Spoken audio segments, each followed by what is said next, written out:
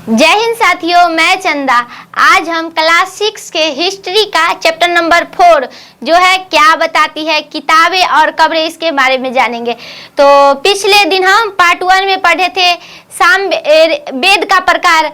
तो वेद का प्रकार में हम पढ़े थे ऋग्वेद और यजुर्वेद को। तो चलिए आज हम पार्ट 2 में जानेंगे सामवेद और अथर्ववेद के बारे में। तो चलिए हम पहले सामवेद के बारे में जानते हैं। तो सामवेद को भारतीय संगीत का जनक भी कहा जाता है।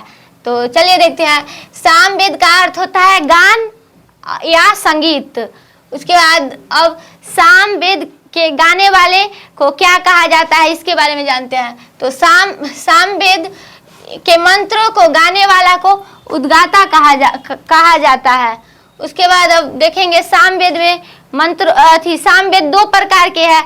उसके बारे में मुख्यतः सामवेद का 2 भाग है, एक है अर्चिक एवं गान, यानी पहला भाग है अर्चिक और दूसरा भाग है गान। उसके बाद चलिए अब हम सामवेद में मंत्र और ऋचाएं के बात करते हैं और सूक्त की चर्चा करते हैं। तो सामवेद में कुल मंत्रों की संख्या 75 है। उसके बाद सामवेद में ऋचाओं की संख्या 1549 है। और उसके बाद सामवेद में ही ऋग्वेद से कुछ मंत्र लिया गया है, उसके बारे में जानते हैं। तो सामवेद में 1474 जो मंत्र है ऋग्वेद से लिया गया है। 1474 ऋग्वेद से लिया गया है, तब जाकर यहाँ 1549 ये मंत्र ऋचाएं बना है। उसके बाद सामवेद को ही भारतीय संगीत का जनक कहा जाता है। तो ये महत्वपूर्ण पॉइंट है, याद रखिएगा। आपसे अगर पूछा जाए भारतीय संगीत का जनक किस वेद को कहा जाता है, तो वो है सामवेद। तो सामवेद में यज्ञों के अवसर पर गायन वादन नृत्य का भी चर्चा सामवेद में ही किया गया है। तो चलिए अब हम दूसरा वेद की ओर चलते हैं, जो है अथर्ववेद। इसके बारे में जानते हैं। तो अथर्ववेद, अथर्वा नामक ऋषि इसके प्रथम द्रष्टा है, अतः इन्हीं के नाम पर इसे अथर्ववेद कहा गया है। तो यानी अथर्वा नामक जो ऋषि है वो अथर्ववेद का प्रथम द्रष्टा है और इन्हीं के नाम पर इस वेद को अथर्ववेद कहा गया है। उसके बाद अथर्ववेद में कुल कांड 20 है, यानी अथर्ववेद में कांडों की संख्या 20 है। उसके बाद सूक्त की बात करें तो वो है 731।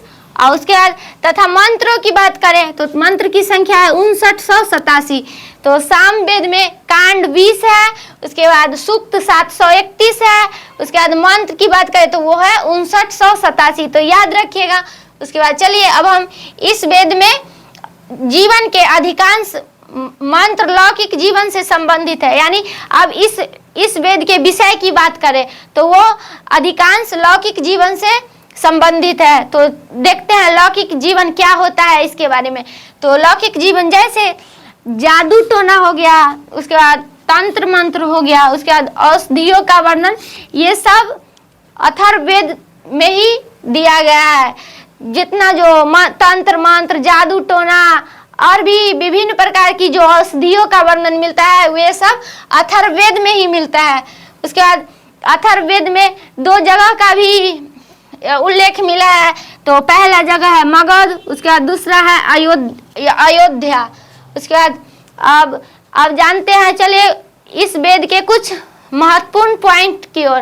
तो सामवेद को सबसे प्राचीन वेद कहा गया है, जिसकी रचना 3500 वर्ष पूर्व हुई है।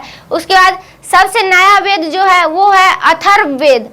तो ये भी याद रखिएगा, आपसे किसी भी प्रतियोगी परीक्षा में पूछा जाए सबसे प्राचीन वेद कौन है तो वो है ऋग्वेद।